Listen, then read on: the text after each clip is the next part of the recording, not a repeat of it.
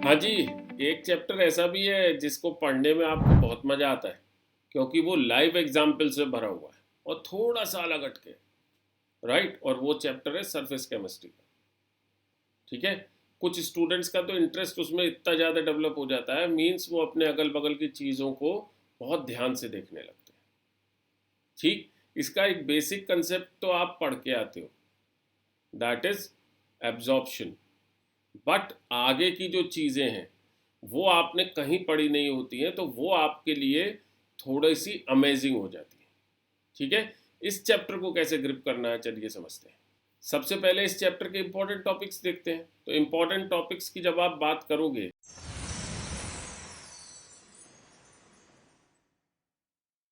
तो सबसे पहला इंपॉर्टेंट टॉपिक जो कि आपने नहीं पढ़ा है, एड्जॉर्प्शन है। अब एड्जॉर्प्शन में फिजिजॉर्प्शन, केमिजॉर्प्शन, जॉर्प्शन, एड्जॉर्प्शन और एब्जॉर्प्शन में डिफरेंस आ गया, ठीक है?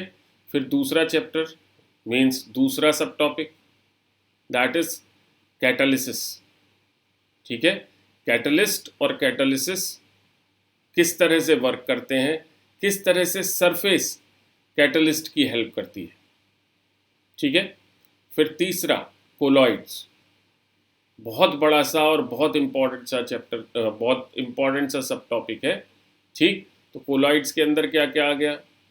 हार्डी-शुल्ट्ज़ रूल आ गया, जीटा पोटेंशियल की बात हो गई, डबल लेयर जब हम बात करते हैं जो चार्जिंग ऑफ कोलाइड्स है, ठीक? बेसिक प्रॉपर्टीज़ कोलाइड्स की आप पढ़ के आए 9th-10th में, बट जो एडवांस प्रॉपर्टीज़ है, माइसेली फॉर्मेशन हो गई, ठीक? सीएमसी की बात हो गई, ये क्रिटिकल से टॉपिक्स हैं, ठीक? फिर इमल्शंस की बात हो गई, ठीक है जी? तो अगर आप देखेंगे तो 3 मेजर कैटेगरीज हो गई। एक एड्जॉर्प्शन वाली कैटेगरी हो गई, ठीक? दूसरी कैटेगरी हो गई कैटलिस्ट और कैटालिसिस वाली, और तीसरी कैटेगरी हो गई कोलॉइड्स वाली। अब समझते हैं इनमें से कौन कौन से टॉपिक्स कंपैरेटिवली आपको इजी वे में समझ में आ जाएंगे। तो जो इजी वे में समझ में आ जाएंगे वो कौन कौन से हैं?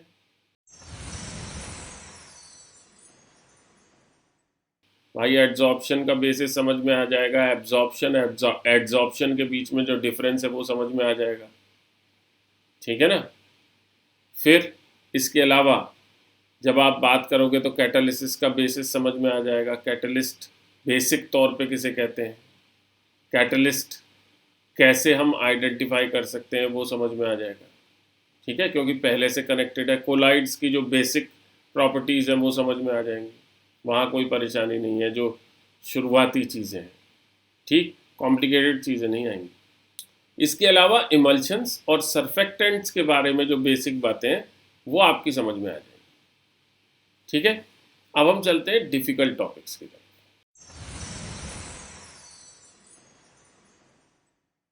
तो डिफ़िकल्ट टॉपिक्स में सबसे पहले अगर हम बात करें तो आइसोथर्म्स, एड्जॉर्प्शन में जैसे जैसे आप बेसिक्स आगे समझते जाते हैं, फिजिक्स ऑप्शन समझते हैं, केमिज ऑप्शन समझते हैं, जॉर्प्शन समझते हैं, ठीक है? अब इससे आगे आइसोथर्म मिलते हैं।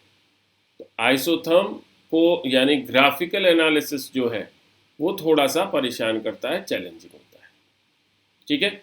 फिर आप इससे आगे चले, कैटालिसिस में जो सरफेस का रोल है, ठीक, उसको विजुअलाइज करना वो चैलेंजिंग हो जाता है, ठीक है ना?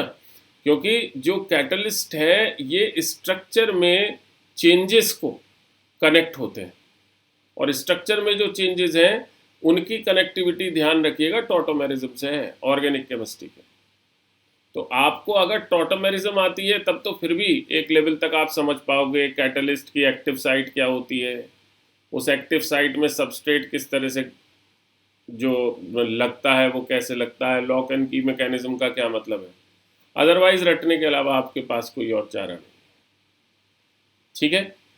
फिर कोलॉइड्स में जब आप जाते हो तो एडवांस टॉपिक्स, ठीक है? एडवांस टॉपिक्स में जैसे मैंने बताया हार्डी-शुल्ट्ज़ रूल है, ठीक?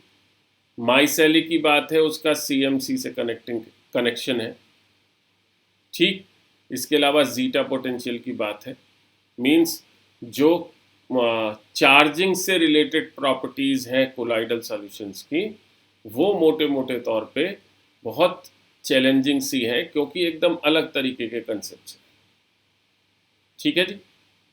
फिर जब हम देखते हैं तो कोलाइडल सॉल्यूशंस की एप्लीकेशंस हैं, ये थोड़ी सी चैलेंजिंग हो जाती है, हालांकि अगर आप इन्हें अपने अगल बगल से जोड़ लें तो कोई प्रॉब्लम नहीं होती।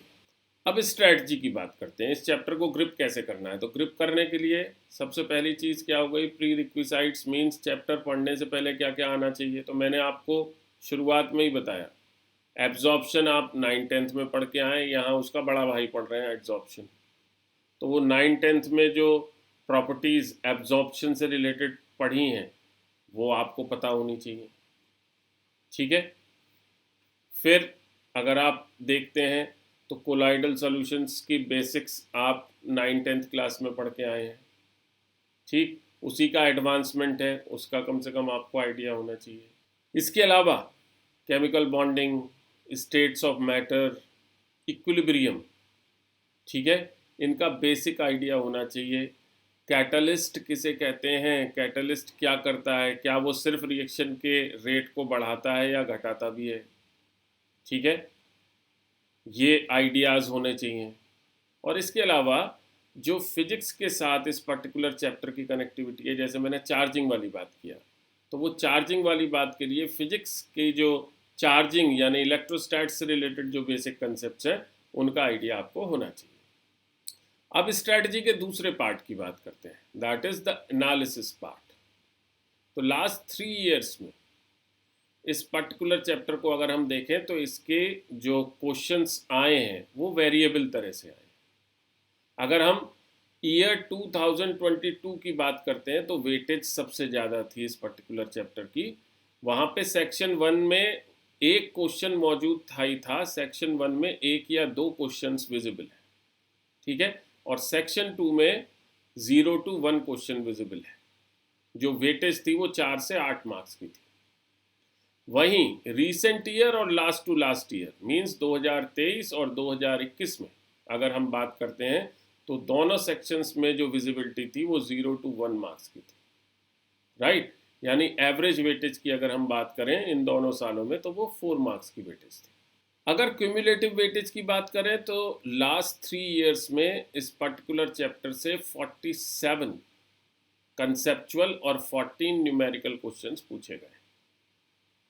ठीक है जी। अब स्ट्रैटेजी के तीसरे हिस्से पे चलते हैं, एंड दैट इज कि आपको कैसे ग्रिप करना है प्रॉपर वे में। तो भाई मुझे पढ़ाने में इस पर्टिकुलर चैप्टर को 12 से 18 घंटे लगते हैं, ठीक ठाक टाइम लगता है। ठीक, मॉडरेट इम्पोर्टेंस का चैप्टर जरूर है, लेकिन समझने के लिए आपको प्रॉपर टाइम देना पड़ता है। तो लगभग मान करके चलो 12 से 18 घंटे मुझे लगते हैं।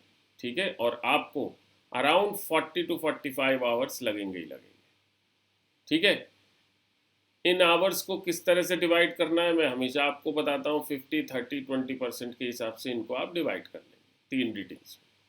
ठीक है, जहाँ तक प्रैक्टिस क्वेश्चंस की बात है, अधिकतर कंसेप्चुअल क्वेश्चंस आपको करने हैं, न्यूमेरिकल क्वेश्चंस कंपैरेटिवली कम करने हैं, बट स्टिल अगर मैं बात करूँ तो अराउंड 75 to 90 क्वेश्चंस की प्रैक्टिस आपको चाहिए ही चाहिए।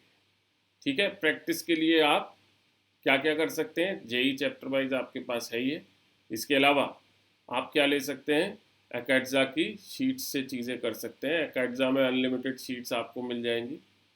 ठीक है, लिंक डिस्क्रिप्शन में दिया हुआ है, तो आप प्रॉपर वे में प्रिपेयर कर पाएंगे। ठीक है जी।